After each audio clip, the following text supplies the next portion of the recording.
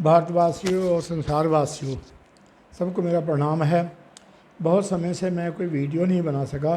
अब आपके सामने हम शहीदों के बारे में विचार करेंगे। शहीद क्या है? शहीद जो है, शहीदों की जो आगे हम अलग अलग शहीदों का वर्णन करेंगे। शहीद अरबी भाषा का शब्द है जिसका शाब्दिक अर्थ है गवाही देना। दीन दुखी, सद्धर्म, अबला और बच्चों किसी का जो रक्षा करता है, चाहे उसका वो उसको उसमें प्राण त्यागने पड़े, वो शहीद, उसको शहीद कहते हैं। और शहीद लड़ाई के मैदान में मारे जाने वाले को शहीद कहते हैं। उनका हम वर्णन नहीं करेंगे क्योंकि वो आमने सामने में लड़ते हैं, वो तो बहादुर शूर होते हैं और है वैसे कहते उनको भी शहीद हैं, लेकिन वो आमने सामने मरते हैं। जिसको पकड़ कर तस्वीर देकर, लालच देकर कि वो मानता नहीं है, तब भी शहीद कर दिया जाता है। तो वो उनकी हम बात करेंगे। वैसे तो जो भक्त कबीर साहब जी हैं, कबीर साहब जी ने भी उनकी काफ़ी जो वाणी है ना, वो बड़ी शूरवीरों के लिए है। वो एक जगह लिखते हैं, सूरा सो पहचानिए जो लड़े दीन के हेत, पुरजा पुरजा कट मरे कबू न छाड़े खेत। ये उसका जो कबीर साहब का इशारा दोनों तरफ है, लड़ाई के मैदान में भी और बाहर भी। तो जो शहीद है, गुरु नानक देव जी ने शुरू से ही सच के पक्ष में आवाज़ उठाने को कहा था। हमेशा झूठ के खिलाफ और जुल्म के खिलाफ उन्हें आवाज़ उठाने को कहा।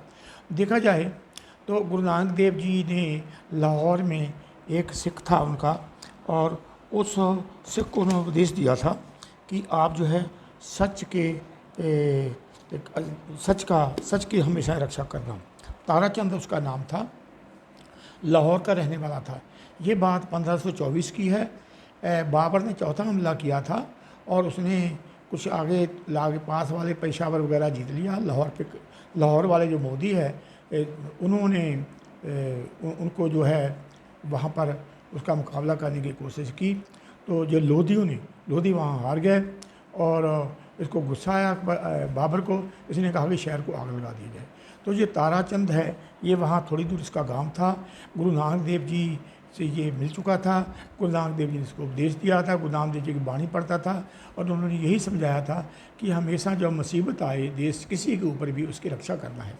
तो ये घर से निकला, घर वालों ने बहुत रोका, इसने मशक ली आग बुझाने के लिए और लोगों को से कहा कि आग बुझाइए। बोले कि नहीं, बाबर का हुक्म है, जो इसमें आग बुझाने की कोशिश करेगा उसको मार दिया जाएगा। तो लेकिन माना नहीं, इसने मशक ली, अकेला ही आग बुझाने लगा। तो वहाँ पर जो अहलकार था उसका, तो उसने इसको पकड़ लिया, बाबर के सामने पेश किया कि ये साहब आग बुझा रहा था। बाबर ने इसको पूछा कि आपको किसने भेजा है?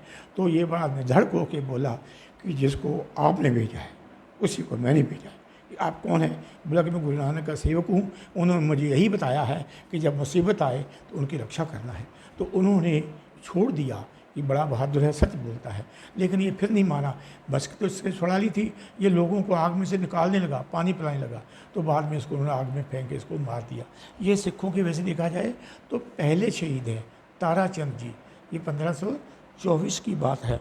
अब हम बात करेंगे कि जो सिख जो शहीद हुए हैं उनकी जो जैसे पहले जो जिनके मैं वर्णन कर चुका हूँ कुछ वीडियो में, जैसे गुरु अर्जन देव जी को शहीद हुआ, गुरु तेग बहादुर साथ में 3 सिख शहीद हुए, सतीदास मणिदास, भाई दयाला जी।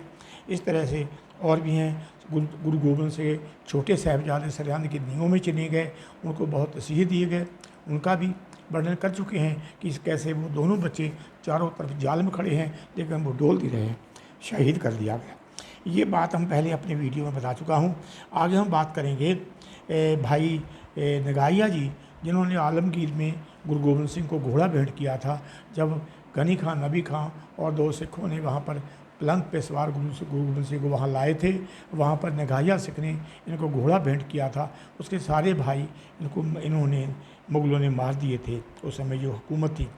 और उसके बाद में जैसे भाई मनी सिंह है, भाई सुबेग सिंह शहबाज सिंह है, भाई तारू सिंह है। इस तरह से और भी सिख शहीद होंगे जिसका हम वर्णन करेंगे आपके सामने। देखिए, जो शहीद है ये कोई ज़रूरी नहीं है कि शहीद जो है कि जो मुसलमान, जो हुकूमत है, कोई भी हुकूमत किसी भी विरोधी को शहीद करती है, उसमें धर्म का कोई बात नहीं है। यहाँ तक कि जितने भी शहीद हुए हैं, चाहे ये ताराचंद हो और भी हों, इनकी वहाँ की जो उस समय पब्लिक थी वो इनके साथ में थी, चाहे वो मुसलमान थे चाहे दूसरे थे, उनको अंदर से इनके साथ हमदर्दी थी, लेकिन वो हुकूमत की डर से वो बोल नहीं सकते थे। अब देखा जाए, अगर हम ये बात करें अपने शहीदों की कि मुसलमानों को शहीद को कैसे करते हैं, जैसे मुसलमानों में एक हुए हैं, उसका नाम है मंसूर अली। मंसूर अली का कसूर ये था कि वो कहता था अनिल हक, हाँ जी, अन अन उल हक, इसका मतलब है मैं ही खुदा हूँ, अन उल हक। तो इसको पकड़ लिया गया और ये नहीं माना। इसका गुरु का नाम, इसका गुरु जो है वो उसको समझाता था कि ऐसा आप न करें। जुनैर उसका नाम था गुरु का, और जुनैर ने समझाया, ये नहीं माना, बोला कि मैं अंदर से आवाज़ आती है। तो उसने फतवा दे दिया इसको सूली पे चढ़ा दिया जाए। जब सूली पे चढ़ाने जा रहे थे तो किसी ने, जो बड़ा इबादत करने वाला था, उसने उससे पूछा, जो उसको बड़ा मानता था मंसूर अली को, कि ये क्या है, ये क्या हो रहा है। तो मंसूर अली ने बताया कि जब नमाज़ पढ़ने के लिए वुज़ू करते हैं, वुज़ू का मतलब होता है कि मुसलमान लोग जब नमाज़ पढ़ने जाते हैं इस्लाम में, तो दोनों हाथ, दोनों पैर, मुंह को धोते हैं, 5 स्नान सिक्ख इसको कहते हैं, उसको वुज़ू करना कहते हैं। तो बोला कि जब इश्क की नमाज़ पढ़नी हो तो उसमें वुज़ू खून से ही किया जाता है, इश्क की नमाज वो कहता है इसे। तो इसको जब सूली पे चढ़ाया गया, इसके हाथ पैर भी काटे गए और वो हंस रहा था। वो कहता, इनको पता नहीं है कि जिसको मैं तो मरने वाला ही नहीं हूँ, मैं तो परमात्मा के खुदा के पास जा रहा हूँ, मैं कहाँ मरने वाला, इसको पता नहीं है। तो उन्होंने हुक्म दिया काजी ने कि जब इसको सूली पे चढ़ाया जाए, इसको पत्थर मारे जाएँ। देखो, हाथ काटे, पैर काटे, हाँ जी, और सूली पे चढ़ाया। तो इसको वो कंकड़ पत्थर वगैरह मार रहे थे। तो जो इसका गुरु था, गुरु को डर था कि अगर मैंने कुछ न मारा तो मुझे कसूरवार ना कह देंगे। तो जो जुनैर था वो अपने छिपा के एक फूल ले गया था। तो जुनैर ने कुछ ना कुछ फेंकना था, जुनैर ने इसके ऊपर फूल फेंका। जब उसके फूल लगा तो उसका आंखों में आंसू आ गए। किसी ने कहा कि ये क्या है, बोला कि ये जो पत्थर मार रहे हैं इनको कुछ मालूम नहीं था, लेकिन ये जो नहर है, मेरा गुरु है, इसको तो शायद कुछ मालूम होगा, पता नहीं मालूम है कि नहीं है कि मैं क्यों अनिल हक कह रहा हूँ, मुझे अंदर से किसकी आवाज़ आ रही है। तो इस तरह से उसको शहीद किया गया। तो मेरे कहने का तात्पर्य है, जब साहिबजादे भी शहीद किए गए थे छोटे अपने सरहंद में, तो देखो उनके सामने कितने वो बच्चे थे, 6 साल का, 7.5 साल का, तो उस चारों तरफ उसके दुश्मन है, अपना कोई नहीं है, लेकिन फिर भी बोले सो निहाल के जयकारे बुला रहे थे, वो डरे नहीं। चलो, जो बड़े साहिबजादे हैं वो तो लड़ाई के मैदान में शहीद हुए, और सिख 40 मुक्ते हैं, बहुत कुछ है, वो 40 के वो लड़ाई के मैदान में शहीद हुए। लेकिन ये जो बाद वाले हैं, जब बंदा सिंह बहादुर के राज ख़त्म हुआ, उसके बाद में जब इनको पकड़ा गया, और सिख है उनको काफ़ी शहादत है उनके बारे में बताएंगे। पर ऐसी बात नहीं है, मैं पहले भी बता चुका हूँ। जैसे वीर हरदौल है, उसके बारे में, महाराणा प्रताप जी है, उसके बारे में भी बताया था।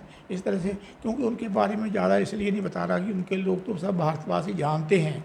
ये जो सिखों के शहीद हैं, जो सिख लोग यहाँ से पंजाब से बाहर रहते हैं दूसरे प्रांतों में, वो गुरमुखी नहीं जानते, उनके बारे में ज़्यादा काम में लगे रहते हैं, ज़्यादा उनके पास टाइम नहीं है। तो उनके लिए है, और अपने भारतवासियों के लिए भी है। इसमें कोई धर्म की बात नहीं है। ये जितने भी जो लोग बड़े बड़े जिन्होंने कारनामे किए हैं, शहीद हुए हैं, उनके बारे में हमें जानना चाहिए, हमें धर्म के चक्कर में नहीं पड़ना चाहिए। तो मेरे देशवासियों, ये तो मतलब जो सिख लोग हैं, वो तो मैंने उनके लिए इसलिए सारे वो बनाए हैं, वीडियो बनाए हैं गुरुओं के, कि कम से कम थोड़ी बहुत जानकारी उनको मिल जाए। जैसे मैंने ये बनाया है कि श्री गुरु ग्रंथ साहिब सिखों को गुरु हैं आजकल, तो ये सब बनाए, ये जानकारी देना जो हमारा कुछ कर्तव्य बनता है, वो हम कर्तव्य पूरा कर रहे हैं। तो जो मैं आपसे बात कर रहा हूँ, इसके बारे में आगे भी अगर मेरी कई बार गलत हो जाता है, किसी को ठेस पहुँचती है, उसके लिए मैं क्षमा याचक हूँगा। सबको मेरा प्रणाम है। अस्सलाम वालेकुम, और वाहिगुरू जी का खालसा और वाहिगुरू जी की फतेह।